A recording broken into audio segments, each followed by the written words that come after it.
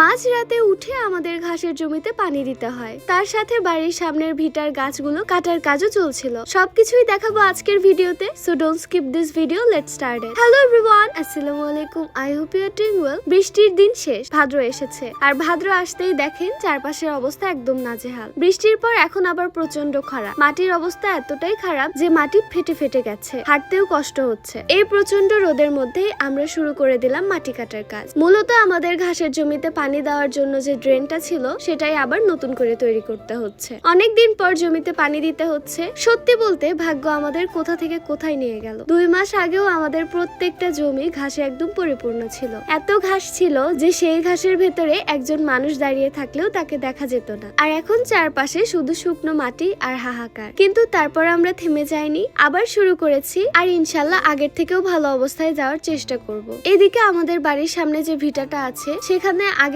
বেশ কয়েকটা বড় আম গাছ ছিল, সেই গাছগুলো কাটার কাজও চলছিল। গরম হোক, রোদ হোক, বৃষ্টি হোক কিংবা ঝড়, জীবন কিন্তু থেমে থাকে না। যার যার জীবন চালানোর জন্য সবাইকেই কোনো না কোনো ভাবে কাজ করতে যেতে হয়, কিন্তু আসলে কাজকে ছোট করে দেখার কিছু নেই, কারণ জীবনে একটা সময় এসে প্রত্যেক মানুষকেই নিজের দায়িত্ব নিজেকেই নিতে হয়। একটা বাচ্চা যখন 1-এ পড়ে তখন বাবা মা তাকে হাত ধরে ধরে পড়া শেখায়, কিন্তু সেই সন্তান যখন কলেজে পড়ে তখন কি বাবা মা প্রতিদিন তার পাশে বসে হাত ধরে পড়া লিখিয়ে দেয়? তখন নিজের পড়াটা নিজেরই করতে হয়। জীবনটাও অনেকটা এমনই, বাবা মা আমাদের জীবন গড়তে সব সময় সাহায্য করবেন, প্রয়োজন হলে খরচ দেবেন, পরামর্শ দেবেন, সাহস দেবেন, ভুল করলে বুঝিয়ে দেবেন, কিন্তু কাজটা শেষ পর্যন্ত আমাদের নিজেদেরই করতে হবে। আপনি যতক্ষণ নিজে থেকে বলবেন না হ্যাঁ আমি পারবো, আমি করব, ততক্ষণ অন্য কেউ আপনাকে জোর করে সফল বানিয়ে দিতে পারবে না। তাই নিজের জীবনটা নিজের হাতে নেওয়ার অভ্যাস আমাদের সবারই করা উচিত। আর এখন দেখেন সময় ভোর 4টা, চারপাশে একদম অন্ধকার। এই অন্ধকার ভোর রাতে ঘুম থেকে উঠে আমরা চলে এসেছি আমাদের ঘাসের জমিতে পানি দেওয়ার জন্য।